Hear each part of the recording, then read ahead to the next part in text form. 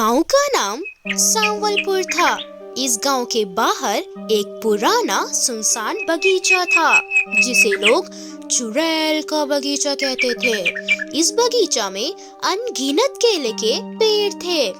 कई साल पहले वहाँ एक सुंदर और अकेली औरत रहती थी। उसका नाम था रूपा। वह गांव में केले बेचकर अपना गुजारा करती थी। रूपा बहुत मेहनती और ईमानदार थी, लेकिन गांव के कुछ स्वार्थी लोगों ने उसकी जमीन हड़पने की कोशिश की। जब उसने मना किया तो उन्होंने उसे मार डाला। मरने से पहले रूपा ने श्राप दिया कि जो भी उसके बगीचे से केले चुराएगा उसे वह चैन से जीने नहीं देगी।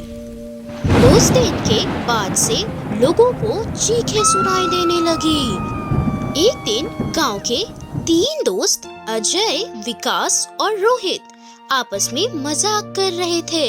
अजय ने कहा, यह सब चुड़ैल की बातें बकवास है। मैं तो कहता हूँ आज रात बगीचे में चलते हैं, क्यों दोस्तों, और केले तोड़कर खाते हैं, बहुत मजा आएगा। ऐसा कहने के बाद अजय वहाँ से जाने लगा। विकास ने कहा, रुको, मैं भी चलता हूँ। मैं नहीं डरता उस चुड़ैल से। तुम्हें क्या लगता है मैं चुड़ैल से डरता हूँ?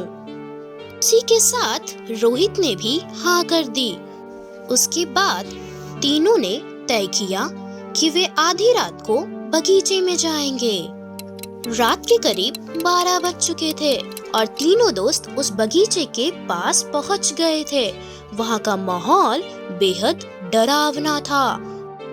अजय ने हंसते हुए कहा, देखा, कुछ भी डरने वाला नहीं है। ये सब अफवाहें हैं, अफवाहें। चलो केले तोड़ते हैं। रोहित ने धीरे धीरे पेड़ की ओर हाथ बढ़ाया और केला तोड़ लिया। तभी एक ठंडी हवा का झोंका आया। ऐसा लगा कि जैसे किसी ने उनके पीछे से धीमी आवाज में कहा हो, मेरे बगीचे के केले मत तोड़ो। रोहित ने घबरा कर पीछे देखा, लेकिन वहाँ कोई नहीं था। रोहित ने कहा, यार मुझे अब डर लग रहा है, कोई तो है इस बगीचे में। तूने आवाज सुनी ना? ये आवाज एक औरत की ही थी। चलो अब हम लोगों को यहाँ से निकलना चाहिए। लेकिन अजय और विकास ने रोहित की बात को अनसुना कर दिया। उन दोनों ने केले को बगीचे से तोड़ लिया और वहीं बैठकर खाने लगे। जैसे ही उन्होंने केले खाना शुरू किया, चारों तरफ गहरा अंधेरा छा गया था। अचानक बगीचे में एक चुड़ैल दिखाई दी और वो भी बेहद डरावनी थी। चुड़ैल ने तेज आवाज में कहा, तुम लोगों ने मेरे बगीचे के केले चुराए हैं, अब तुम सब के सब मरोगे। वे तीनों दोस्त डर के मारे भागने लगे।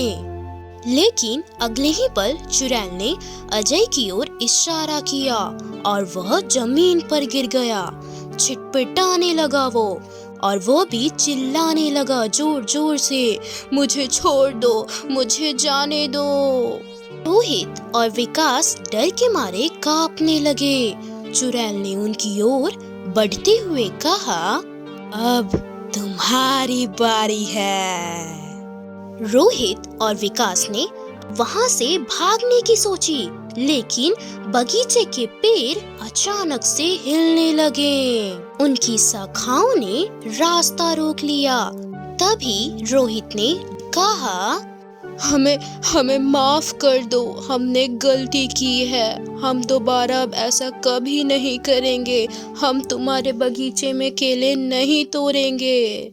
चुड़ैल ने उनकी बात सुनी, लेकिन उसकी आवाज और भी भयानक हो गई थी। मुझे माफी नहीं चाहिए, मैं सिर्फ बदला चाहती हूँ। अब तुम सब के सब मरोगे मेरे हाथों। अगली सुबह गांव वालों को बगीचे के पास अजय, विकास और रोहित के जूतों के निशान मिले, लेकिन वे तीनों कहीं नहीं दिखे। लोग कहते हैं कि उस रात चुड़ैल ने उन तीनों दोस्तों को जान से मार दिया। इस घटना के बाद किसी ने उस बगीचे की ओर जाने की हिम्मत नहीं की।